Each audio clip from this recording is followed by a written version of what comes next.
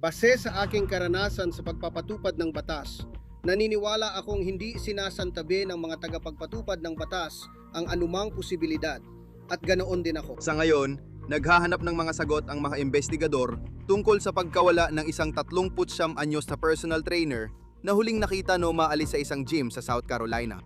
Habang tumitindi ang paghahanap, nananatiling walang sagot sa malaking tanong. Ano ang nangyari bago siya nawala? Nakausap ko lang sa isang pribadong investigador na nasa mismong lugar at nagtatrabaho para lutasin ang misteryong ito. Ang sinabi sa kanya ng mga huling nakakita kay Elena. Ito ang On The Case hatid ng Law and Crime. Ako si Chris Stewart.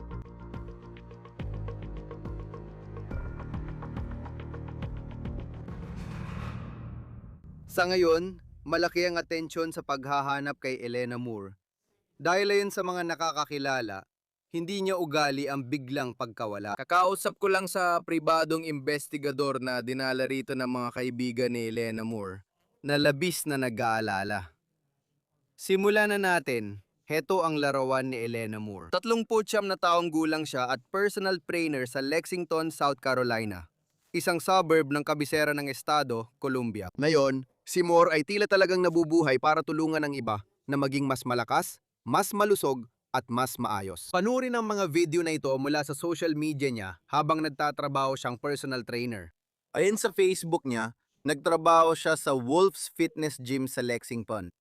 At based sa lahat ng mga komento na nakikita namin sa social media, siya ay isang tao na maraming kaibigan, maraming taga-suporta, at ngayon maraming tao ang nag-aalala kung nasaan na siya. Pagdating sa kanyang personal na buhay, siya ay kasal sa isang tao na hindi namin pinapangalanan sa publiko. Nakipag-usap kami sa taong yon na yung araw. Sinabi nila na pinayukan sila ng pulisya na huwag magbigay ng komento sa media. Ngunit kapag pinayagan na, interesado siyang makipag-usap sa amin sa inaharap. At siya ang taong nag-ulat na nawawala si Elena isang araw matapos siyang huling makita. Kaya ito ang alam natin tungkol sa huling pagkakita kay Elena. Sabi ng pulisya, noong Huwebes, Hunyo, 11 umalis siya sa gym kung saan siya nagtatrabaho. Pagkatapos, nagpunta siya sa CVS. At pagkatapos noon, pumunta siya sa Planet Fitness. At yung Planet Fitness na yon, ayon sa sinabi ng PI, ay mga kalahating milya lang ang layo. Ayon sa membership niya, nag-check-in siya sa gym ng 6, 4 ng gabi, at nag-check-out ng 8, 30 ng gabi. Ito ang larawang inilabas ng pulisya na kuha sa kanya sa check-in desk ng Planet Fitness. Ngayon, sinabi ng pulisya na hindi pa nila alam kung ito ay isang kaso ng foul play. Hindi rin nila inaalis ang posibilidad na yon, at di rin sinabi kung naniniwala silang si Elena ay nasa agarang panganib. Ngayon, maraming pag-aalala at pagkadismaya na makikita sa social media, lalo't ilang araw na ang lumipas. Gayunpaman, wala pa ring sapat na impormasyon o palatandaan tungkol sa nangyari kay Elena o kung saan siya nagpunta. Gusto kong ipakita ulit ang larawan niya sa check-in desk ng Planet Fitness. Kung titignan natin ng malapitan, makikita ang suot niyang olive na zip-up sweatshirt at itim na leggings nung huli siyang nakita. At mukhang may dala rin siyang bag at bote ng tubig. Unang nai-report na nawawala si Moore noong Biyernes, Hunyo, 12 umaga, matapos siyang huling makita. At muli, ang kanyang asawa ang nag-report sa pulis na nawawala siya dahil hindi niya ito makontak. Mahalagang bahagi ng kwentong ito ang ginawa ni Moore matapos umalis sa gym. Narito ang mapa ng Planet Fitness sa Lexington. Ayon sa pulisya, paglabas niya ng gym, naglakad siya sa masukal na lugar sa likod ng gusali at Lowe's Home Improvement Store na magkatabi lang. Ayon sa pulisya, nag-drone sila, nag-grid search, at nagsagawa ng paunang paghahanap sa lugar. At wala pa ring anumang palatandaan kay Elena. Ngayon, habang tinitingnan natin ang larawan mula sa Google Maps, may ilang bagay na kapansin-pansin. Ang una, hindi natin pinag-uusapan ang isang liblib na masukal na lugar. Sa katunayan, sa likod mismo ng Lowe's ay naroon ang opisina ng FBI sa Columbia, South Carolina. At makikikita mo rin sa lugar na yon ang mga residential na kapitbahayan. Ngayon, tiningnan namin ang kanyang address at ito ay nasa direksyon kung saan posibleng siya naglalakad. Pero ayon sa Google, malamang na 2 oras na lakad ito pa uwi. Ayon sa otoridad, wala raw silang alam na sasakyang nasa kanya. Sabi ng pulisya sa WLTX, asawa ni Elena ang nakakita ng kotse niya noong Biyernes. Hindi malinaw kung saan natagpuan ang kotse na yon. Ngayon, Ang mga pulis ay nasa likod ng Planet Fitness noong Lunes ng ilang oras. Naghahanap sila ng mga pahiwatig na may kaugnayan sa kung saan maaring naroroon si Elena. At itinuro ng mga pulis na habang nagsasagawa sila ng paghahanap sa masukal na lugar na iyon, na ayon sa kanila, ito ay hindi isang recovery operation, kundi isang masusing pagsisikap upang alisin sa listahan ang isa pang lugar na maaring kinaroroonan ni Bibi Moore. Narito ang poster ng nawawalang tao na inilabas ng pulisya para kay Elena Moore. Siya ay may taas na 5 talampakan at 7 pulgada, tinatayang may bigat na 100 at 20 pounds. Siya ay may kayumangging buhok at kayumangging mga mata. Hindi malinaw kung may dalang cellphone siya. Tandaan, dala niya ang pitakan ng huli siyang makita sa Planet Fitness. Hindi rin natin alam kung nasaan ito. Kung may alam tungkol kay Elena Moore, makipag-ugnayan sa pulisya ng Lexington, South Carolina sa 803-358-7271. Meron ding email, Santoro sa atabsantoro at lexsc.gov. Kasama natin ngayon para pag-usapan pa ang kasong ito, ang pribadong investigador na si Henry Dukes na siyang nagtatrabaho sa kasong ito. Salamat sa paglalaan ng oras para makasama kami. Ire-record namin ito bandang 4:30 ng hapon Eastern Time ngayong Martes. Ano ang masasabi mo sa pinakabagong balita tungkol sa paghahanap kay Elena Moore? Sa ngayon, wala talagang ibang masasabi maliban sa may aktibong 3 araw ng paghahanap sa mismong lugar na isinasagawa. Paano ka napasali sa paghahanap na ito bilang pribadong investigador?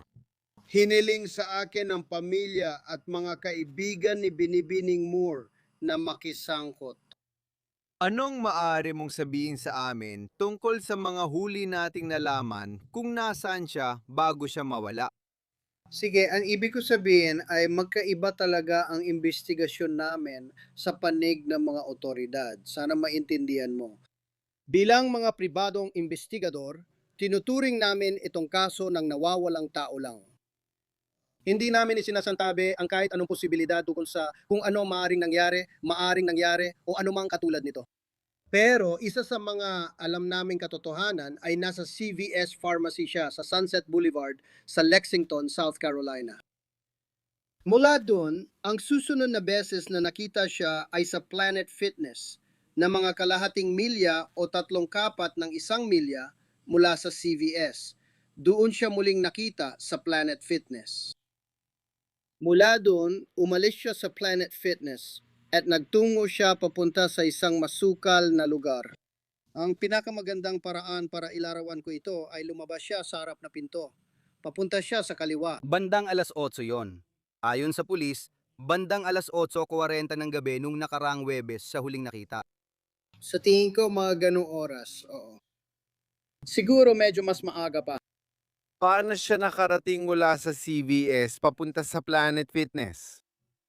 Wala akong ideya maliban sa kailangan nating maniwala na naglalakad siya sa puntong ito.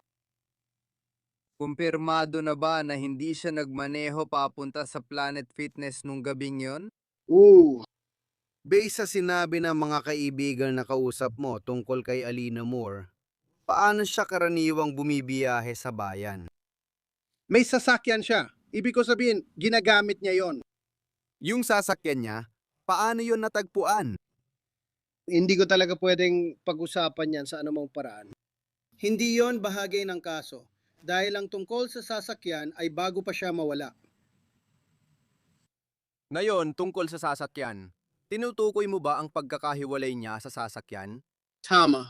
At sa pagkakaalam ko, hindi pinaniniwalaan na may dala siyang cellphone. Ano ang sinabi sa'yo ng mga kaibigan niya? Nakikita ko rin siya sa social media. Personal trainer siya at nagpo-promote ng sarili sa mga kliyente gamit ito. Ano ang sinabi sa'yo ng mga kaibigan at pamilya niya? Baka reaksyon nila na parang wala siyang cellphone. Hindi ito karaniwan pero sa ngayon, hindi pa namin makumpirma kung meron siya o wala. Ang ibig kong sabihin, masasabi ko na sa ngayon, hindi tumatanggap ng tawag ang kanyang telepono. Sinabi ng pulisya na ang kanyang asawa ang nag-ulat na nawawala siya kinabukasan. Ano ang alam mo tungkol sa? Ano ang nangyari? At sa anong punto niya naisip na may mali at kailangan niyang kontakin ng pulisya? Wala siyang naging contact sa kanyang asawa. Ito ang dahilan kung bakit niya naramdaman na kailangan niyang mag-file ng missing person report. Nag-aalala siya para sa kanya. Kailan niya huling nakita siya? Hindi ko masasagot yan. Ibig ko sabihin, wala akong impormasyon tungkol dyan kasi ulit, ang bahagi ng investigasyon namin ay nagsisimula sa CVS kung saan alam naming nandun siya. Tapos papunta sa Planet Fitness. At mula sa Planet Fitness, bukas kami sa kahit anong posibilidad. Sa ngayon, may indikasyon ba na may posibilidad ng foul play sa nangyari kay Elena Moore? Hindi ko masasagot yan. Base sa aking karanasan sa pagpapatupad ng batas, naniniwala akong hindi isinasantabi ng mga otoridad ang anumang posibilidad at hindi ko rin gagawin ito hanggat hindi pa natatagpuan si Elena Moore. Sana siya ay matagpuang ligtas at maayos. Oo, tama ka. Sa tingin ko, yan din ang inaasahan ng lahat. Ano ang sabi ng mga kaibigan niya tungkol sa kasal niya? Paano nila ito inilalarawan? Lahat halos nagsabi na wala silang problema sa kanilang kasal. Sige, wala akong alam na anumang issue at wala rin nagsabi sa akin ng kahit ano. Kita mo rin sa social media na laging magkasama sila at involved sa isa't isa. Katulad ng sabi mo, personal trainer siya. Isa siyang taong fit o malakas ang pangangatawan. Ano ang sinabi nila sa iyo tungkol sa buhay niya sa pangkalahatan? Kung sino siya at kung ano ang nangyayari sa kanya? Ibig ko sabihin talagang gusto siya ng marami. Madalas ko itong marinig mula sa lahat tungkol sa kanya. Pagdating naman sa paghahanap na nangyayari ngayon, parang kapag umalis siya sa likod ng Planet Fitness, pumupunta siya sa may masukal na lugar. Pero ang ibig kong sabihin, nakatira ka sa lugar na yon. Hindi naman mukhang pinag-uusapan natin ay isang malawak na gubat na pinuntahan niya. Parang maraming mga kapitbahayan na hindi naman kalayuan mula sa kinaroroonan ng Planet Fitness na yon. Hindi naman, maraming mga subdivision sa buong lugar. Kaya kahapon agad akong nag-post sa Facebook at iba pang social media para hilingin sa lahat na tingnan ang inyong mga video camera at mga ring camera. Naghahanap kami ng footage na posibleng kumuha sa kanya habang naglalakad sa mga subdivision iyon. Dahil alam mo, base sa karanasan ko sa pagpapatupad ng batas at sa ilang lugar na pinuntahan namin itong mga nakaraang araw, sa paghahanap, hindi yon lugar na kung may kalsadang madaanan, sementadong kalsada o bangketa, gagamitin ko yon. Ulitin ko, kailangan mo maintindihan, hindi kami naniniwala na may dahilan siya para subukang magtago sa gubat. Kaya wala namang dahilan para isipin kong hindi siya naglalakad sa kalsada, alam mo yan, naglalakad sa subdivision, na kung lalabas ka ng Planet Fitness at kumaliwa ka paglabas ng pinto nila, aabot ka sa isang kalsada. At kung pupunta ka sa isang direksyon, papasok ka sa subdivision kung saan maglalakad ka. Alam mo yon, sa loob ng subdivision. Na sa huli ay lalabas din sa isang malaking highway. Gaano ka walkable yung lugar na yon? Kasi alam ko, sinasabi nilang maraming puno at parang tinitingnan mo pa. Ibig ko sabihin, ito ba yung lugar na madalas daanan ng mga tao? Oh, sigurado. Madalas may naglalakad doon mula sa neighborhood dahil may sidewalk naman. May mga shoulder din na maayos ang maintenance at nasa city limits ng Lexington. Kaya inaalagaan ito. Matao ang lugar. Hindi ito. Maraming sasakyan na dumadaan. Isa pa yan sa mga dahilan kung bakit lagi ko sinasabi sa mga tao na kung nakita nila siyang naglalakad sa lugar, pakiramdam ko talaga na mapapansin siya ng mga tao at sasabihin, uy, siya yon. At tatawag sila para magbigay ng tip o magsabi ng impormasyon. Anong sabi ng mga kaibigan tungkol sa kanyang pag-iisip at posibleng nangyayari sa buhay niya? Hindi ko talaga masasabi, sa totoo lang, hindi ko pwedeng pag-usapan ang bahaging yan sa kahit anong paraan. Hindi ako pinapayagan na talakayin yan. Pero ayon sa mga nakausap mo, nagawa na ba niya ang ganitong bagay dati? O may ginawa na ba siyang katulad dito noon? Wala akong alam na ganon. Wala pang pagkakataon na nawala siya noon. Alam kong sinabi ng pulis, nagpalipad sila ng drone sa lugar na ito. Sa tingin ko, kahapon pa nila hinanap ang lugar ng ilang oras. Malawak ang karanasan mo, hindi lang bilang isang pribadong investigador, kundi nagtrabaho ka rin sa pagpapatupad ng batas. Ibig kong sabihin sa puntong ito, ano nang nasa isip mo, alam mo yon, 3 araw na ang lumipas, at ayon sa pulis, wala talagang kahit anong palatandaan kay Elena Moore. Sa totoo lang, nagsimula kami. Ilang araw na ang nakalipas, nagsagawa kami ng aktual na grid search sa likod ng Planet Fitness. Pati sa isa pang shopping area, tinrabaho namin ang mga masukal na lugar at hinati-hati para hanapin. Ngayon, kahapon ay marami ring mga autoridad na tumulong at nagsagawa rin ng paghahanap sa lugar. At marami pang lugar na kailangang hanapin na hindi mo naman matatapos lahat sa loob ng 12 oras ng liwanag ng araw. Sige, kung tinatanong mo kung ano ang nasa isip ko, ang nasa isip ko ay pagpatuloy ang paghahanap. At ang paraan na ginagawa ko ito ay sa direksyon papunta sa bahay niya. Dahil, alam mo, hindi ko binibigay ang address niya. Pero base sa nakikita ko, Alam mo yon, kapag tiningnan mo ang mga mapa, kung aalis ka, dadaan sa likod ng Planet Fitness na yon, papunta ka sa direksyon kung saan siya nakatira. Opo, sir. Magkaroon ng mga kaibigan. Madalas ba siyang maglakad sa bayan? Alam ko namang mahilig siya sa fitness at gusto ng mga tao maglakad para makakuha ng steps. Pero kakaiba ba yon para sa kanya? Na maglakad pa uwi at paikot sa bayan? Hindi ko masasabi na hindi yun ang ugali niya, pero sigurado akong isa siya sa mga taong madalas mag-ehersisyo. Kaya pagdating sa paglalakad, tingin ko normal na gawa na niya yon. Ibig ko sabihin, madalas siyang maglakad sa mga walking trails sa paligid ng lugar. Sa ilan sa mga iyon, kung titignan mo ang kabuuan sa tapat ng dam, nandoon ang Saluda Shoals Park, kung saan may mga walking trail. May mga pwedeng lakaran din sa dam. Ang buong pagtawid sa dam ay 2 milyang lakad, yung mismong pasilidad ng dam lang. Kaya kung sasabihin na kakaiba na naglalakad siya, hindi ko masasabi na kakaiba yon. Naglakad na ba siyang pauwi mula sa Planet Fitness na ito dati? Hindi ko masasabi, wala akong kaalaman tungkol doon. Hindi ko pa naitanong ang tanong na yan. Nakipag-usap ka na ba at alam kong nakita ng lahat ang larawan niya sa Planet Fitness na inilabas ng pulisya? Sinabi rin nila na, tulad ng usapan natin, nasa CVS siya. Ano ang sinabi sa iyo ng mga taong huling nakasalamuhan niya tungkol sa naalala nila kung ano ang lagay o kilos niya noong araw na yon?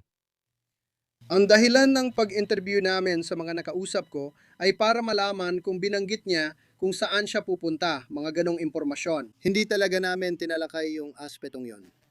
Mas sakop na yon ng mga autoridad o ng pulisya. Ano ang sinabi sa iyo ng mga taong iyon? Simple lang, pinaka-importante raw ay pag-alis niya sa pasilidad, lumabas siya sa harap at kumaliwa. At siya ay kumaliwa. Pero sa totoo lang, at maaring may kinalaman ito sa panig ng mga pulis. Pero based sa kanila, hindi nila nakita na parang may kakaiba o mali sa kanya nung umalis siya. Hindi po, sir. Hindi. Henry, alam ko may pabuya ka para sa impormasyon sa kasong ito.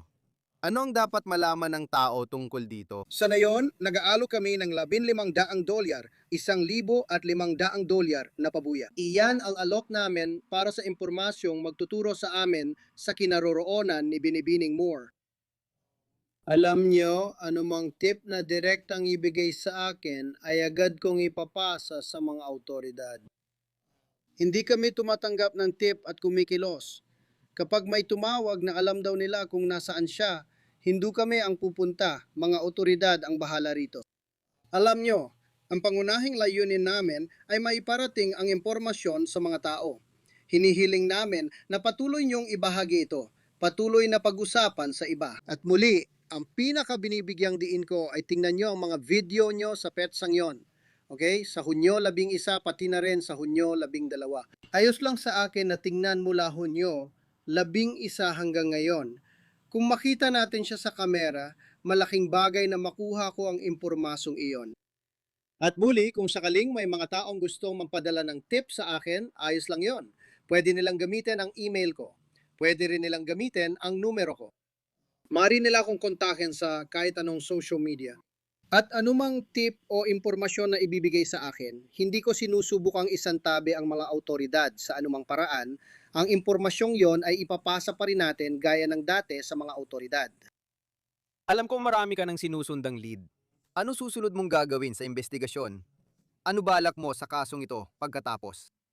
Ipagpatuloy ang grid search hanggang mismong tirahan. Hindi ko na masasabi sa ibang paraan. Ang layunin ko ngayon ay subukang hulaan ang rutang malamang na tahakin niya at masuyod yon ng husto. Salamat Henry Dux, pribadong investigador, sa pagtulong hanapin si Elena Moore at sa oras mo kasama kami. Salamat po, sir.